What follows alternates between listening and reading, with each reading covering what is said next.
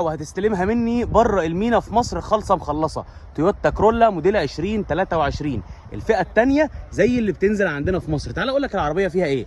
عندك الاضاءه الهالوجين، عندك الحساسات الاماميه، الاضاءه الفوجات ال LED، وعندك كمان الجنوط السبور. اتفرج معايا، العربيه دي نازله مصر النهارده. وعندك الحساسات الخلفيه، الموتور ال 1600 سي سي التركي زي اللي موجوده في الوكيل في مصر الفئه الثانيه. عندي 4 عربيات نازلين مصر النهارده، هتستلمهم مني بره المينا خالص. هتدفع الفلوس وتاخد الفاتوره وتروح ترخص على طول. عندك التحكمات هنا، وعندك الكراسي القماش، وعندك تحكمات الطاره، والعربيه ماشيه 7 كيلو بالظبط.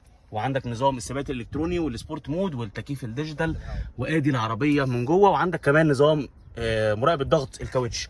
طيب العربيه دي تستلمها مني بره المينا في المعرض بكام؟ ب 95,000 درهم نهائي. لو مهتم بالعربيه